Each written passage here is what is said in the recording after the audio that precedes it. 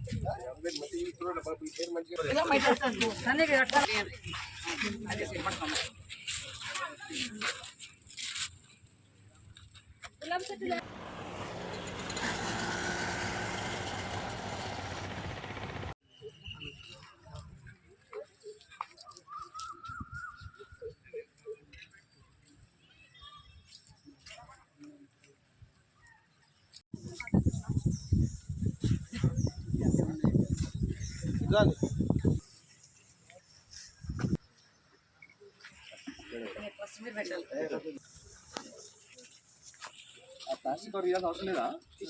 తీసేసారా? Okay గదీరి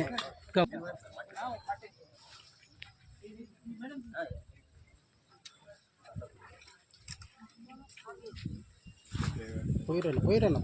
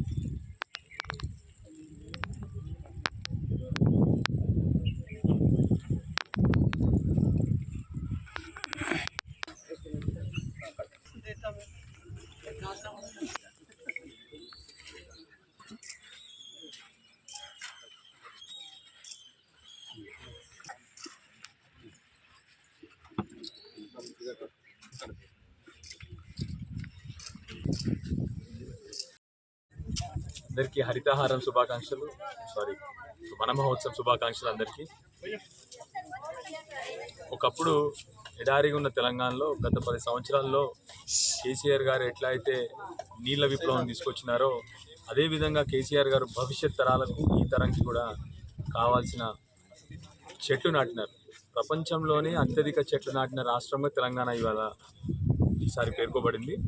7% కొత్తగా మన రాష్ట్ర భూమిలో 7% ఎక్కువ చెట్లు నాటి ప్రపంచంలోనే అత్యధిక చెట్లు నాటిన రాష్ట్రంగా ఉంది మనది. అదేవిధంగా పేరు మారిన ఈ ప్రభుత్వం పేరు మార్చినా కూడా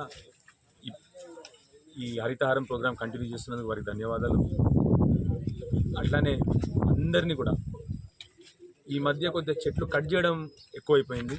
దయచేసి అన్ని డిపార్ట్మెంట్స్ని అదేవిధంగా రైతులను కూడా కోరుతా ఉన్నా, చెట్లు మనకు మన భవిష్యత్ తరాలకు. కేవలం చెట్లు అంటే ఏదో చెట్లు కాదు, అవి మనకు ప్రాణం పోసేవి. ఎందుకంటే దయచేసి మీ అందరినీ కోరేది ఏంటంటే, మనకు వర్షం రావాలన్నా, మన పొల్యూషన్ తగ్గాలన్నా ఇవన్నిటి కూడా చెట్లు అవసరం. కాబట్టి దయచేసి చెట్లను కాపాడండి.